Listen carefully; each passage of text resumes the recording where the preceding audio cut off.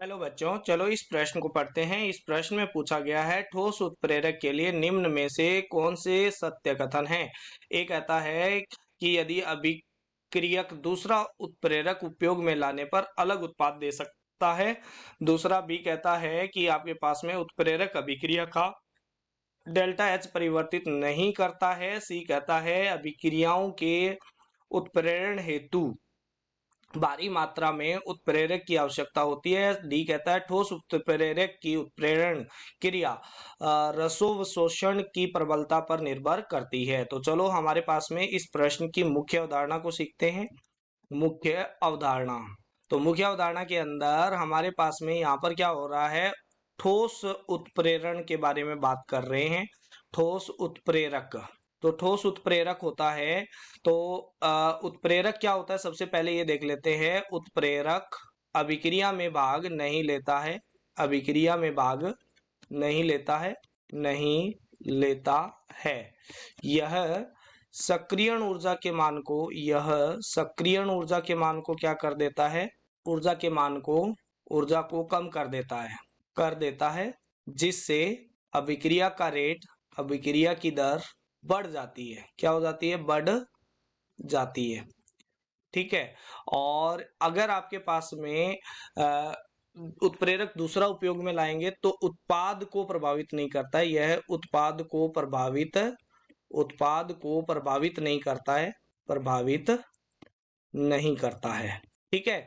तो यहां पर अगर हम इस प्रश्न के देखते हैं, ऑप्शन को देखते हैं, तो इसमें लिखा हुआ है कि यदि क्रियक दूसरा उत्प्रेरक उपयोग में लाने पर उत्पाद अलग दे सकता है, तो ये गलत कथन हो जाएगा।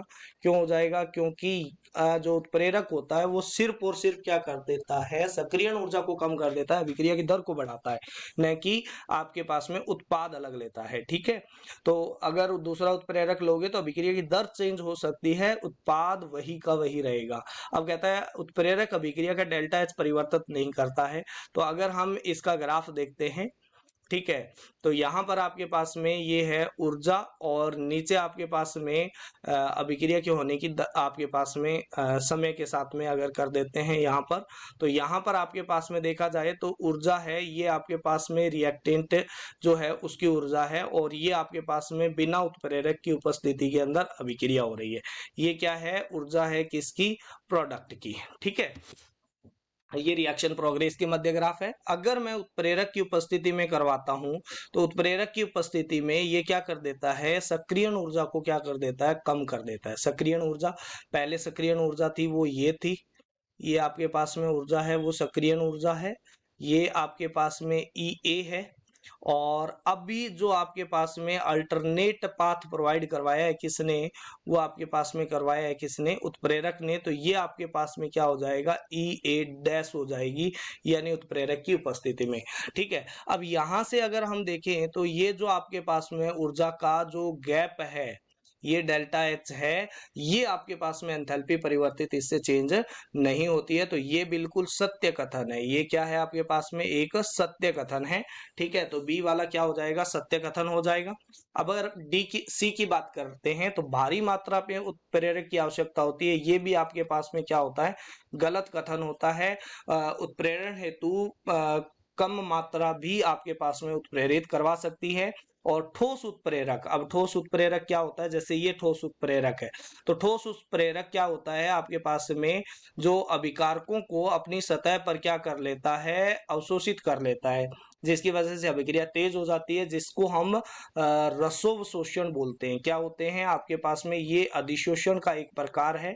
ठीक है। तो ठोस उत्प्रेरक में जितना ये ज्यादा अधिशोषित करेगा, यानी रसोवशोषण ज्यादा होगा, उतना ही पर जो अभिक्रिया की दर है वो ज्यादा होगी। इसका मतलब ये भी क्या है, सत्य कथन है। तो ये भी क्या हो जाएगा, सत्य कथन हो जाएगा। तो इस प्रश्न का सही उत्तर हो जाएगा बी एंड डी।